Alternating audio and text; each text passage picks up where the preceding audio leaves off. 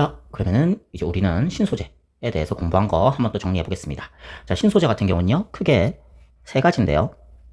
이제 제일 크긴 또 두 가지죠. 하나는 좀 짜집어한 내용이 됐어요. 가지고 잠시만요. 정리하게 되면은 전기적 성질을 이용한 신소재와 성질을 이용한 신소재, 조가 뭐야? 그죠? 신소재.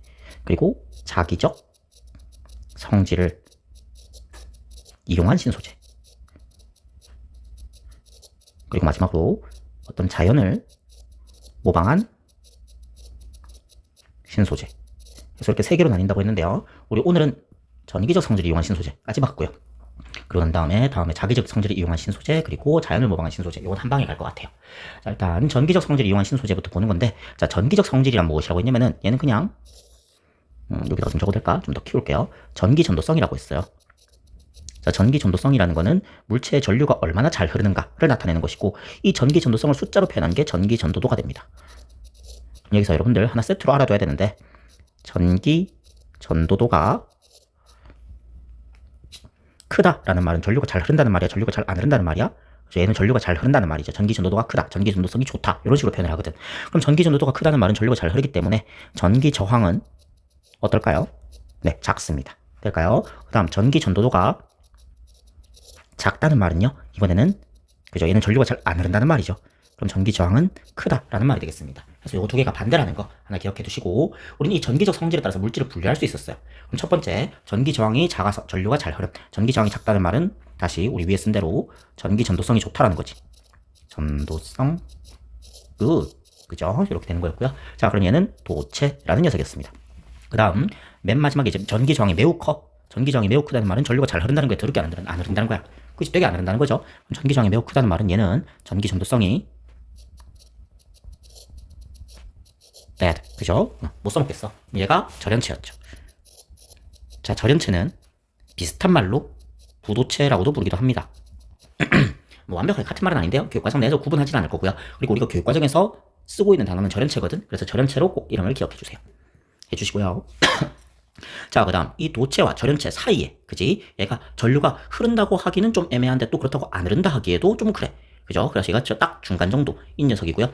얘가 이름은 반도체였습니다. 이 반도체는 온도와 압력에 따라 전기 저항이 변화시킬 수 있어요. 될까요? 이때 이 온도에 따라서 전기 저항 바뀌는 거는 좀 기억해 두셔야 될 거예요.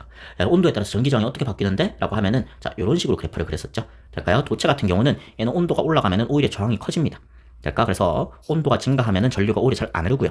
온도가 증가할수록 전류가 잘 안 흐릅니다. 됐지? 얘는 내가 이유까지 굳이 설명을 하자면은, 전하 운반자 이거는 미안해요. 이거는 반도체 거였죠. 쏘리. 그 이제 전자의 흐름을 방해하는 어떤 불순물의 활동성이 증가하기 때문이라고 했었어요. 얘는 좀 심하긴 합니다만은 뭐 알아둬서 나쁘진 않을 거예요. 자, 그리고 난 다음에 여기 반도체 같은 녀석은요, 반도체는요, 오히려 얘는 온도가 올라가게 되면은 오히려 전류가 잘 흐르는 녀석이었습니다. 될까요? 얘는 왜 그래요? 라고 하면은 얘는 계속 바꿔서 적으려고 그러죠. 지금 많이 피곤한가 봐. 그치? 자, 아무튼 그래서 온도가 올라가면은 전류가 오히려 잘 흐르는 이런 녀석이었는데, 얘는 왜 그래요? 라고 하면은 전하 운반자가 풍부해지기 때문입니다. 라고 대충 얘기는 했었어요. 될까요? 얘도 심합니다. 얘는 사실 물리학 원내용이긴 한데 뭐 그냥 그러려니 하고 한 개로 듣고 한 개로 홀리셔도 크게 문제는 없을 거예요. 자, 그리고 난 다음에 절연체 같은 경우 얘도 그래프를 억지로 그리자면은 사실 이 그래프가 그렇게 의미가 있는 그래프는 아닌데 반도체랑 비슷하게 나와요. 저항 그리고 온도. 근데 이게 딱히 의미가 없는 이유가 뭐냐면은 이렇게 저항이 작아져 봤자 그래 봤자다.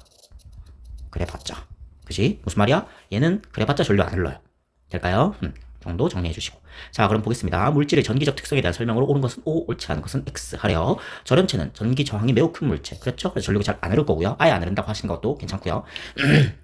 자, 반도체는 조건에 따라, 그지? 조건이란 거는 어떤 온도나 압력에 따라 전기 저항이 변할 수 있는 물질입니다. 자, 전류의 흐름을 차단해야 하는 곳에 도체를 쓰면 굉장히 잘 흐르겠죠? 그러면 얘는 나가리죠. X. 틀렸습니다. 자, 그래서 우리는 조금 더 반도체에 관심이 있댔어요. 자, 반도체 같은 경우는요, 순수 반도체와 불순물 반도체로 나눈다고 했는데요. 미안해요. 내가 지금 목이 별로 안 좋아요. 가끔 이런 것도 해야지. 여러분들이 자다 깨다 하지. 이거 괜히 이렇게 또 느긋하게 얘기하고 있으면 듣다가 좋을 거 아니야. 그죠? 가끔 소리도 지를까? 그럼 너무 놀라려나? 그래서 소리 너무 크게 하고 듣지 마요. 가끔 소리 지를게요. 아무튼 그건 중요한 건 아니고, 자, 순수 반도체 같은 경우는요 어땠습니까? 얘는 오직 14족 원소로만 구성되어 있습니다. 14족으로만, 요로 뺄게요. 14족으로만 구성되어 있고요. 예를 들어서 규소, 점화유 이런 애들이 있었습니다. 자, 얘가 14족으로만 구성되어 있는 순수 반도체 같은 경우에요, 얘는요 생각보다 전기 준도성이 나빠요.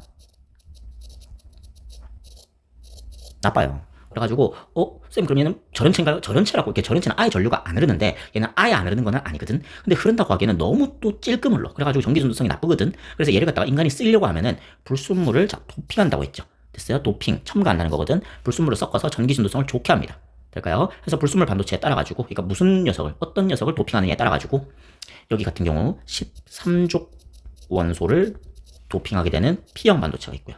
그 다음 15족 원소를 도핑하게 되는 N형 반도체가 있다고 했었어요. 될까요? 자, 이때 13족을 도핑하게 되면은 얘는 원자과 전자가 3개였죠? 좀 더 적어볼까? 너무 커지는데? 그쵸, 아무튼 원자과 전자 3개짜리죠. 그래서 얘는 애초에 태어날 때부터 누구를 달고 태어나냐? 양공을 하나 가진 채로 태어난 녀석이었지. 그래서 이 양공 덕분에 전류가 잘 흐르는 녀석이었거든. 그래서 이 녀석의 주요 전하 운반자, 자, 전하 운반자라고 하면 이것도 기억 잘 안 날 테니까는 전자와 양공을 얘기하는 거였어요. 될까요? 그럼 주요 전하 운반자는 얘는 양공입니다. 라고 정리해 주시고요.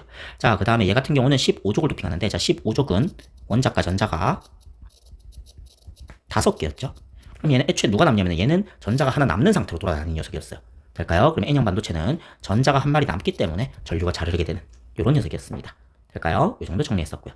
자, 그랬을 때 이제 자, 그림 가와 나는 고유 반도체, 이거 순수 반도체를 갖다가 우리가 고유 반도체라고도 불러요. 점화냰에 각각 서로 다른 불순물을 첨가하여 만든 반도체래요. 지금 보니까는 AS, 쌤 AS가 뭐예요? 애프터 서비스? 아니고요. 얘 이름은 비소인데요. 뭐 되어도 돼요. 얘가 비손이라고, 내신에서는 물어볼 수 있겠구나. 일단 비소라는 거 그냥 눈에 익혀 두시고요. 자, 얘 같은 경우 얘가 몇 쪽이에요? 라는 것도 굳이 외울 필요는 없지만은, 뇌에 용량 남아있으면 조금씩 외워주시고요. 일단 여기서는 딱히 외울 필요는 없죠. 봐요. 누가 남았어? 전자 한 마리 남았네? 얘는 원자과 전자가 몇 마리인 녀석이야? 5마리인 녀석이지. 그럼 얘는 몇 쪽? 그죠? 15족입니다. 그럼 15족을 도핑한 가는 무슨 형? N형 반도체. 라는 녀석이었고요. 자, 이게 인듐이 있는데요. 요 인듐이라는 녀석도 일단, 그죠? 얘도 보니까는 몇 쪽이야 싶었더니만 얘는 애초에 양공을 한 마리 가지고 태어나죠? 그럼 얘는 13족 원자과 전자가 3개인 녀석이었던 거고, 얘는 B형 반도체가 되겠습니다. 라고 해주시면 되겠습니다. 될까요? 자, 이에 대한 설명으로 옳은 것만을, 자, 가의 비소는 원자과 전자가 5개이다. 그렇고요. 나는 P형 반도체로 전자가 전화 나르기 역할을 한다. 여기 전화 나르기라는 것도 좀 옛날 말이긴 한데, 이거 우리가 요즘은 전화 운반자라고 불러요. 전화 운반자 역할을 한다. 아니죠? 맞죠? 미안합니다. P형 반도체는 맞는데 전자가 틀렸죠. 될까요? 양공이라고 하셔야죠. 틀렸습니다. 자, 그 다음에 가와 나를 접합하면은, 이거 뒤에서 좀 더 볼 내용이긴 한데요. 얘를 접합하면 우리가 다이오드라고 불렀었죠. 그래서 다이오드를 만들게 되면요, 전류를 한 방향으로만 흐르게 할 수 있다. 자, 이거 무슨 작용? 그죠? 정류작용이었어요. 될까요? 그래서 맞습니다. 하시면 되겠고요. 자, PN 접합 다이오드에 대한 설명으로 옳은 것만을 기억. 한쪽 방향으로만 전류가 흐르는 특성이 있다. 맞아요. 얘가 정류작용이었고요. 교류를 직류로 바꾸는 정류작용이 이용된다. 맞습니다. 자, 그 다음에 P형 반도체를 마이너스 극, N형 반도체를 플러스 극에 연결하면은 이거 역방향이었죠. 뒤에는 0 보고 난 다음에 하는 게 맞는데, 그죠? 다이오드에 전류가 흐르지 않습니다. 될까요? 자, 그럼 다시 여기 와가지고 우리 여기까지 갔었는데, 자, 반도체 소자라고 하면은 반도체를 이용하여 만든 전기 소자라고 해서 제일 중요한 녀석 누구였냐면은 다이오드 있고요. 그 다음 트랜지스터 있죠. 트랜지스터 요 녀석은 물리 2에서 배운 녀석이라서 여러분들은 이름만 알고 있으면 돼요. 그 다음에 태양전지. 태양전지라고 하지만은 얘는 다른 말로는 광다이오드입니다. 그 다음에 또 누구 있었냐면은 발광다이오드. 얘가 LED죠. 그 다음 CPU 등등등, 또 뭐가 있을까? 여러 가지 있을 거예요. 그죠? 그래서 이런 것들에 쓸 수 있습니다. 라는 거였는데, 이 중에서 우리가 원리까지 좀 제대로 알고 있어야 되는 녀석은 누구였냐면 요 다이오드였어요. 될까요? 요 다이오드라는 녀석이 되게 중요했었고요. 그럼 다이오드 같은 경우 얘는 풀네임이 있댔죠. 이 다이오드의 풀네임은 PN 접합 다이오드가 되시면서, 이 PN 접합 다이오드는 자, P형에 N형에 전압이 어떻게 연결되느냐에 따라서 순방향, 역방향 이렇게 나뉘었었고요. 순방향 같은 경우는 전류가 흐르지만 역방향 같은 경우는 이때는 전류가 흐르지 않았었습니다. 그죠? 자, 여기는 설명 길게 들어가면 정말 길어지기 때문에 수업 시간에 했던 거 다시 한번 그냥 깔끔하게 정리만 하고 치울게요. 자, 가겠습니다. 순방향은 어떻게 연결됐어야 돼요? 하면은 P형 반도체 플러스 극이, 그 다음 N형 반도체 마이너스 극이 연결돼야 되고요. 이때 PN 접합면에서 전자와 양공의 결합으로 전류가 흐를 수 있는 녀석이었습니다. 자, 역방향 같은 경우는 얘는 반대로 연결됐었죠.